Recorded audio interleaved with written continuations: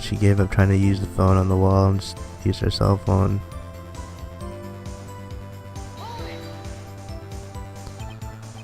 Do you think you could restate your testimony for the court? I was gonna ask the same thing. I'll only say this one time, and listen close, rookies.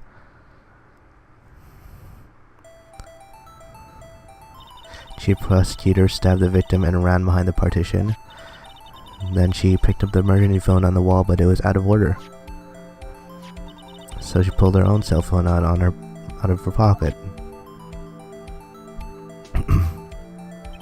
During that time, he climbed over the chain link fence.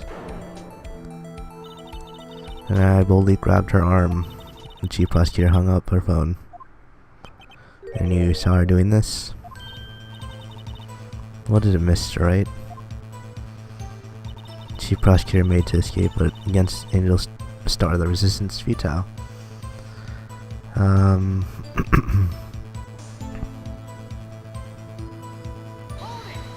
Let's just see what she has to say with this. She made to escape. Can you be more specific? I pressed aside my hand and ran. It was a terrible sight to see, like a dollop of lard on pate of foie gras. Foie gras. She even kicked over an oil drum at me.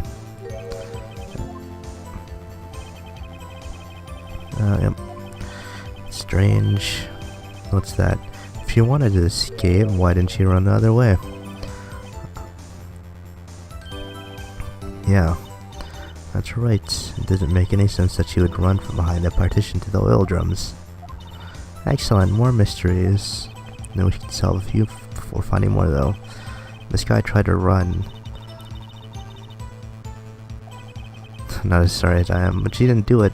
You have to believe me. After the murder, the suspect attempted to run behind the partition off to her side. So where's this partition up? Okay, wait. Ah, shit.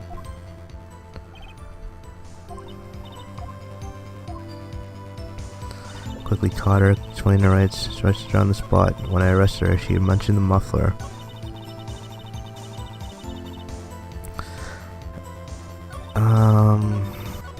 She was trying to use the phone on the wall, cell phone, and she prosecuted me to escape against. Miss Cry tried to run. No, not that. Floor plans. Also with the cell phone. Word muffler was overheard during a call made to Emma at 5:18.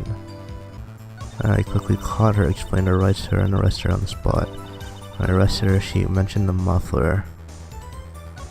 Gave her trying to use the phone on the wall and just used her cell phone. Here.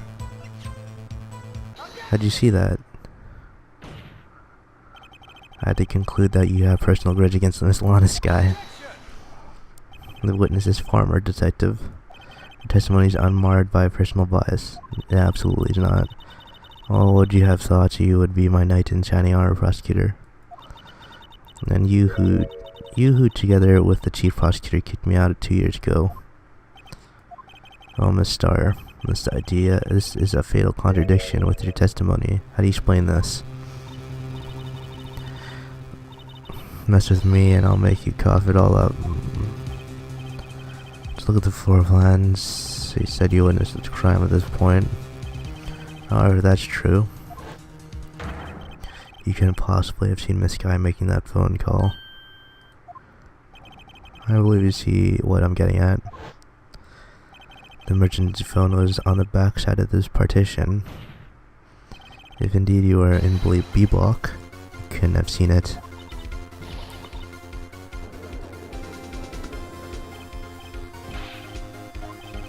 It's simple, Your Honor. She's not coughing up lunch, she's coughing up lies. It's quite a claim, Mr. Wright. Perhaps you allow my question. All lie this witness has told the court. Witness lied about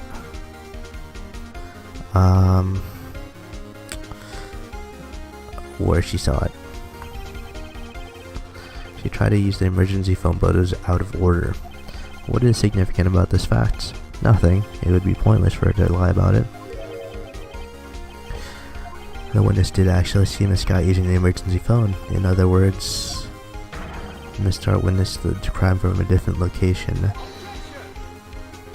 A different location. Now that's a pointless lie if I ever heard one. Look at all these objections. Before you call my lie pointless, at least let me tell it. I'm going to ask a question to our clever wordsmith, Mr. Wright. Just where was the witness where she saw the crime? All the testimony we've heard until now points in one direction. Where Miss Starr witnesses crime was here. Security room maybe? Yeah, makes sense. This is the only place where she could have been. The security guard room, indeed the security room with its underground parking lot, is well positioned. I mean, you probably wouldn't be able to, I guess kind of, depending if the security, the word security up there is like the floor, maybe. You could maybe see their head. But then how'd you get that picture of her? So built on the second level so you can see the entire lot. She would have been able to see the emergency phone from there. Why there? There's many other places where she could have seen the phone. Not in this case, Your Honor. Witness not being part of the prosecutor's office couldn't park in A block. Only place where she could have seen the crime in the back of the partition is here. But where'd she get a picture? That doesn't make any sense. I remember in your testimony you said, you brought a lunch to your boyfriend in the security guard room, yes? Well, Miss Starr, how many years have I been getting the better of men to think the tables could have turned? Today, a man has got the better of Angel Starr.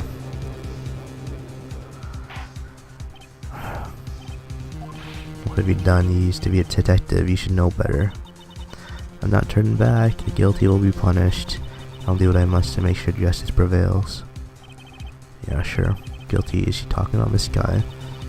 Mr. Wright, doesn't this strike you as odd? Why did Miss Starr lie? It doesn't make sense. She could have just said she saw the crime from the security guard station. It wouldn't change anything.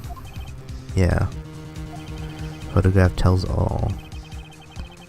It was the defendant who stabbed the victim. The truth still stands. Still stands, I disagree, Mr. Edgeworth. If a witness is found to be lying, they're guilty of perjury, and she knows this. She wouldn't risk that without a good reason. Tell us the reason. I don't know. Who else? Mr. Wright, let me review what we knew.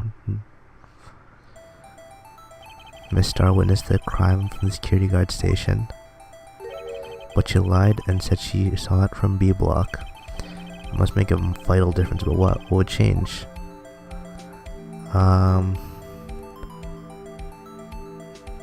Distance, maybe? Changes the distance between her and the scene of the crime. My condolences, Mr. Wright, but one look at the floor plan is quite clear. Distance between the scene of the crime and the guard station is 30 feet. I don't see how that changes it, or what she could see. I mean, she's up a little bit more. Yeah. Which side not in question here. What matters is the time it would take her to reach the scene of the crime. You witnessed the crime from a security guard station. That's like a floor above. How long did it take you go from there to the scene of the crime where he's arrested in the sky?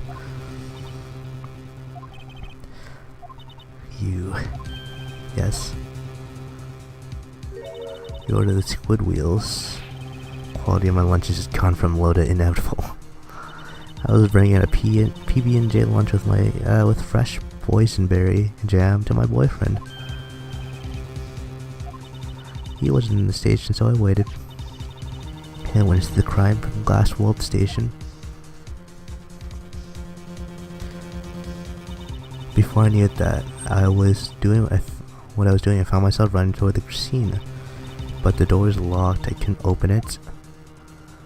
See, that's a lot of time for her not to believe. How did she witness all of that? Oh my goodness, dude. That's why I had to go through the visitors parking lot in B block. It's quite a detour. Yeah, you're telling me.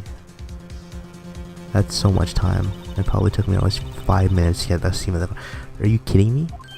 5 minutes? That's plenty of time for Lana to leave. Changes things considerably. But it was the woman over there that stabbed the defendant's chair. What? But it was that woman over there in the defendant's chair who stabbed him. I know it. I have photographic evidence. I swear on my finest plastic spork. You have a point, and the spork is a wonderful invention. Would you like another caviar lunch? Uh-oh. Mr. Wright, you have to do something. Any evidence to stop this? 5 minutes between the witnessing the murder and the arrest. Think about it. You can make a pasta in that amount of time. If you like it al dente. I've got lunchbox that pasta in the knots, rookie. A 5-minute blank. Isn't that strange? If you were a criminal, what would you do with 5 minutes, Your Honor? Flee the scene.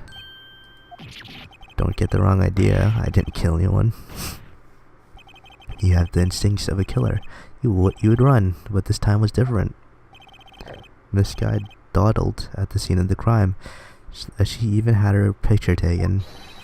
No true criminal would act this way. It's inconceivable.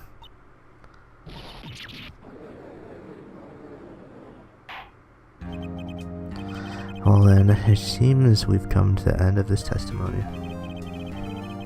She has a grudge against the defendant, and there is a blank in her testimony. Mr. Edgeworth is the next witness ready to go. Unfortunately, I appear to have overestimated the witness on account of her professional history. Screw that can shut. Yeah, that was too close. I'm afraid that the cough of Queen has been dethroned, and with that, the court is adjourned. Hold it.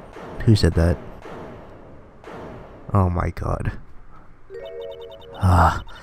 That's the one she tried to foist on me.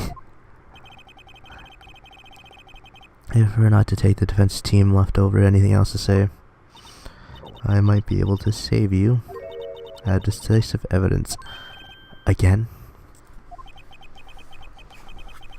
Is this another one of her trick lunchboxes? My apologies, but we have no further questions to ask you, Miss Storer. God, is this your jumbo lunchbox? Really? Out of deference of the witness's determination, I'll allow one more testimony. Let's hear about this decisive evidence. Like the Lunchland motto says, you won't be disappointed. You know what lies? Well, what she got? I should have mentioned those 5 minutes when I wasn't looking at the crime scene, and now, to the matter of the victim's shoe, did I not bring this up? 2 types of blood were found on this shoe. One was of course the victim's, and the other was the defendant, Miss Lana Sky's blood. The shoe proves it as flawless, decisive evidence. What the fuck? There's blood found on that shoe? Try lunch lounge royal lunch. Oh please, shut up. What the fuck? Yeah, what's the meaning of this? Why is this the first time I refer to this evidence? Simple, as I've already said. I don't trust you with evidence, Mr. Edgeworth. That's why I took the liberty of investigating this myself. You weren't even allowed to do this. You were fired. You're taking evidence from a murder scene that you shouldn't even be fucking messing around with. You had blood tests performed too? Didn't I mention I had 3 boyfriends in forensics? In any case, Your Honor, I can't accept this as evidence. What? You should know the 2 rules of evidence law, Miss Starr. Rule 1, no evidence shall be shown without the approval of the police department. In other words, the shoe is illegal evidence, at least for the time being. Yeah, it seems so. Edgeworth sure is celebrating. Not so fast, Mr. Edgeworth.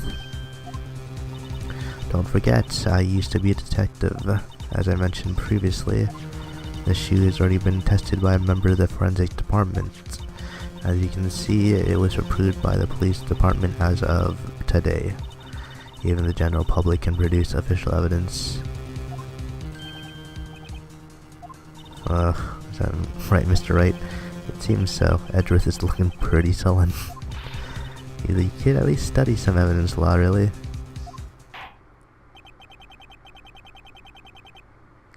The prosecution's complaints notwithstanding, it appears that the evidence satisfies the first rule of evidence law. Well, it seems you have yet another count against you, witness. Anything to ensure the guilty are properly judged. What the fuck, dude? Very well, Mr. Wright. Me cross-examine the witness.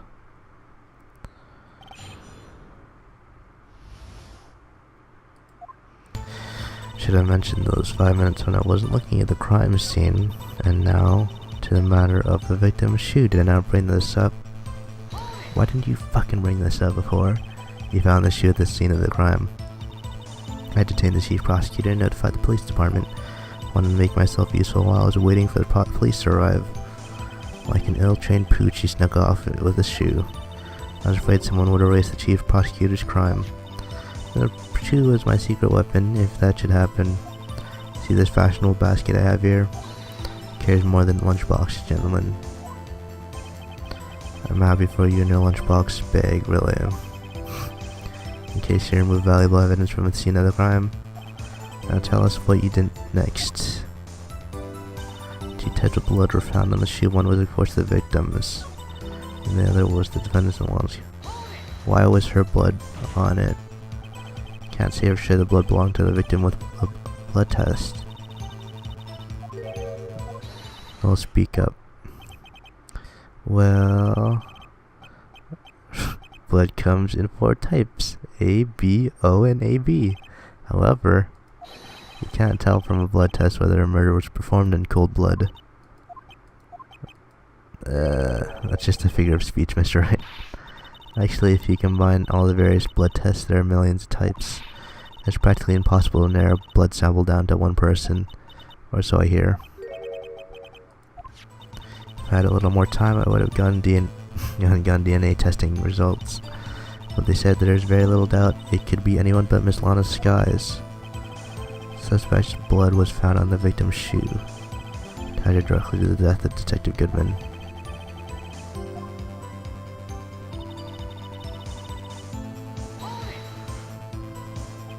Can't let this evidence go through without a fight. Peppered fish guts? How does she have all this? Some like it hot, Mr. Wright. Some like your clients. She's in enough hot water to make a whole batch of soup. Mr. Wright, do you or don't you have a problem with the shoe? Critical, what's wrong with the victim's shoe? Yeah, there's a problem. If I'm not imagining things, I'd say there's one critical problem with the evidence. Gleam in your eyes. You're still young, rookie. I'd give you your peppered fish gut now, but you couldn't take the heat, could you?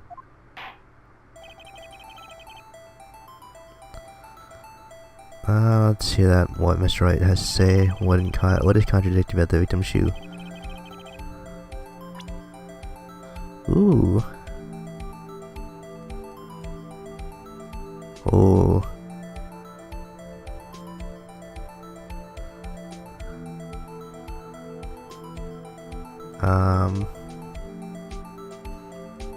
Here. Look at this.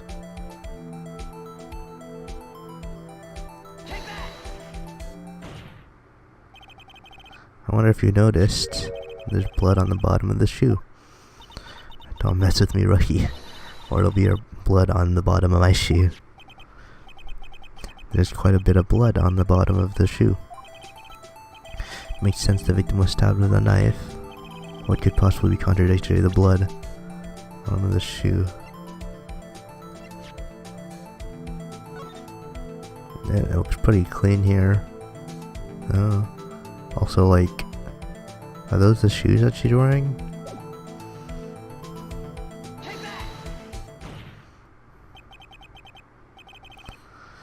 The problem lies in the footprints. Note the bottom of the victim's shoe is covered in blood. Then, isn't it strange? Why weren't any blood footprints found by the scene of the crime? Oh yeah, that too. As you can see, there's no traces of any such footprints at the scene of the crime. Contradicts your claim about the shoe. The picture only shows part of the floor, so there could have been bloody footprints. If there was bloody prints, they would have been found. We checked the scene and found nothing of the sort.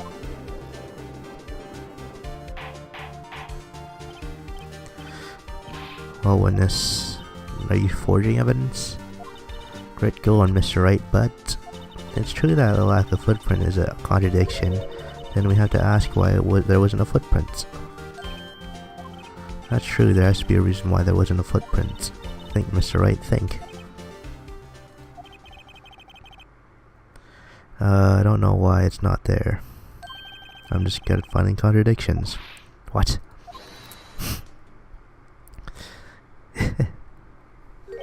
I see. Now I get it. Our witness is more devious than I gave her credit for. We were hoodwinked to the very end. But she slipped. There's one vital hint to the truth in her testimony. You're talking about, think back to when she told us about apprehending the suspect. The chief prosecutor tried to resist, but her efforts were in vain. She knocked my hands aside, kicked over an oil drum. She's beautiful, but deadly predator, this one, a leopard woman. Ah, fuck. The oil drums are filled with water. I thought that was a strange thing for a normally cool-headed chief to do. Now, witness, allow me to ask her a simple question. This oil drum, was it empty? Not try like your attitude, Mr. Edgeworth, though apparently you're not the slowest conveyor belt in the lunchbox factory. The oil drum kicked over by the chief prosecutor was brimming with water. We knew about that too. It washed away the blood. The real reason? You don't mean? Yes, the suspect knocked over an oil drum for one reason and one reason alone. To erase bloodstains that would become evidence against her. Eesh.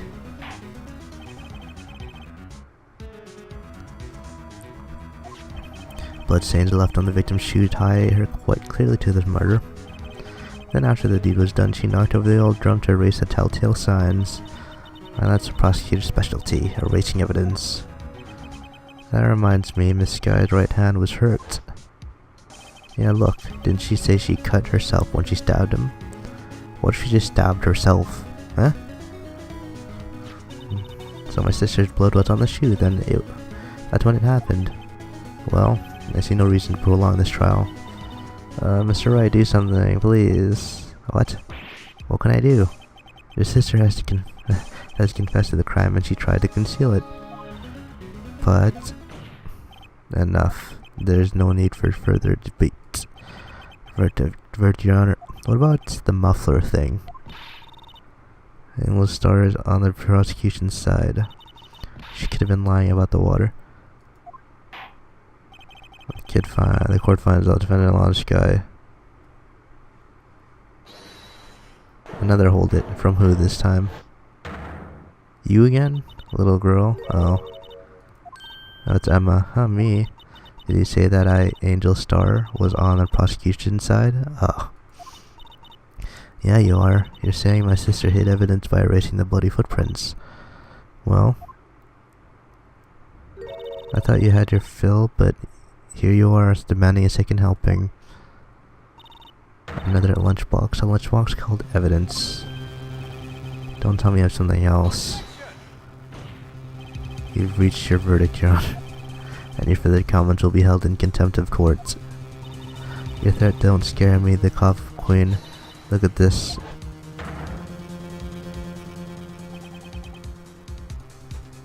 A photograph?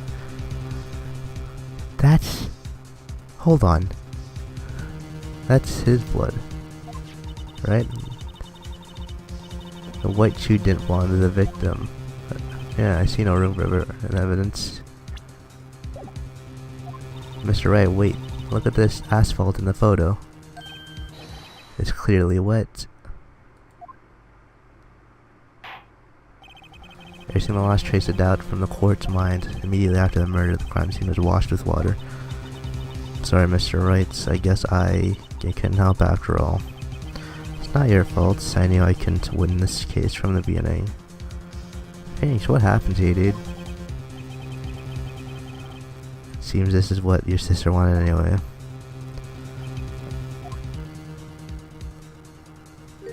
I'm sorry, Mia. Come on. Fucking whether or not, don't be so quick to throw in the towel. There she is again. Fucking haunting Mr. Wright, yep. Or Phoenix Wright. Mr. Wright, yeah. Get yourself off the asphalt. Take another good luck. Don't give up, not until, yeah. This is the last piece of evidence. Alright, well, this time I'd like to declare a verdict for good.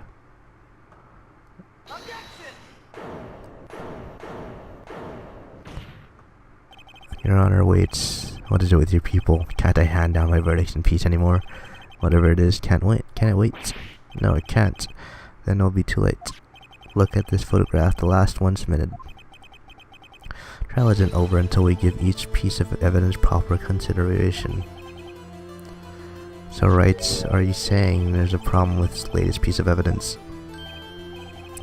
I'll think later. Yeah, there's a problem. Right or wrong, I've got to go ahead with this one.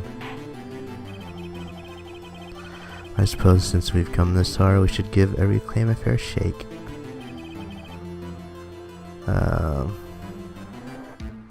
That's very well, Mr. Wright. Show the court the problem with the photograph.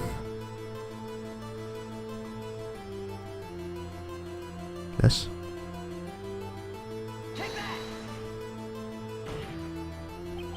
Problem is this photograph is here. What's this? There's something poking out of the car's muffler. Wait just a moment, Mr. Edgeworth. Your Honor. You just said muffler? However, I see no trace of a muffler or scarf of any kind in this photograph. A muffler is also part of a car or motorcycle, Your Honor. Just think of it as part of the exhaust system, a pipe. I see, and okay. What's that special looking claw sticking out of the car muffler? So what if there's something sticking out of the muffler? What does that have to do with this case? Nothing, absolutely nothing. Sorry, Miss Starr, but it's not good. It's not going to be that easy. Dad, you've already told us why this is important to the case. You said as much in your testimony. You talked about a muffler. Right, let's hear Mr. Wright has one in mind. Here, check this out. Miss Starr, recall your testimony to the court. When I arrested her, she mentioned the muffler. That's what had me confused in her earlier testimony. My earlier testimony. Could it be that the muffler you heard mentioned was actually this exhaust pipe? If so, that means this piece of cloth is vital evidence.